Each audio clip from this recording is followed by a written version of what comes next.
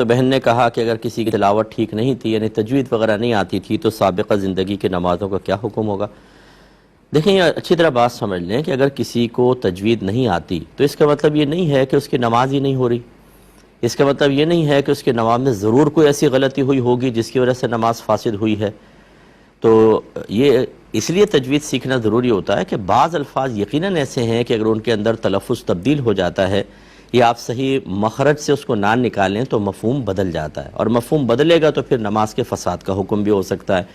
اور چونکہ سابقہ زندگی میں نہیں پتہ ہوتا کہ کس رکعت میں کون سی سورت پڑھی ہیں، کون سی آیات پڑھی ہیں، اور ان میں واقعی کوئی معنی کا فساد ہوا تھا یا نہیں ہوا تھا، اس لیے میں تو اسی پر فتویٰ دینا پسند کرتا ہوں کہ آپ اللہ تعالیٰ کی بارگاہ میں توبہ کریں اور سابقہ زندگی کے نمازوں کو لوٹانے کی کوئی ضرورت نہیں ہے.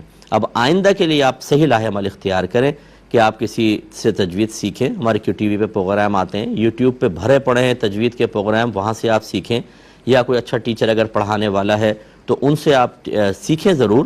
اور اس دوران جو آپ کی نمازیں ہوں گی انشاءاللہ ان میں کوئی غلطی ہوئی بھی تو اللہ تبارک و تعالیٰ کی رحمت سے امید ہے کہ وہ درگزر فرمائے گا، اور اپنی تصحیح کرتے رہیں.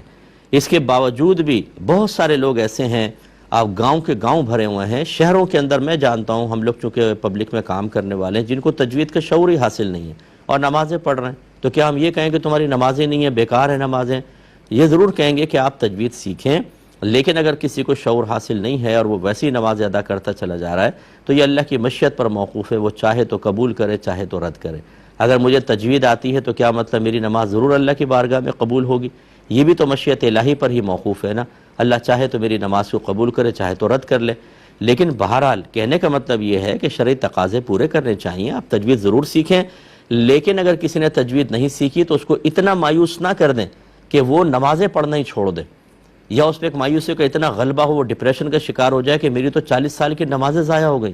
ہم بعض اوقات کسی چیز کو اس انداز سے بیان کرتے ہیں کہ سامنے والے کے دل میں شدید مایوسی پیدا ہوتی ہے اور وہ بیچارہ بعض اوقات عبادات سے دور ہوتا ہے. قریب لائیں، اللہ اس کے رسول بڑی وسعت عطا فرماتے ہیں، قریب لائیں، تجوید کی ترغیب دیں، مایوس نہ کریں.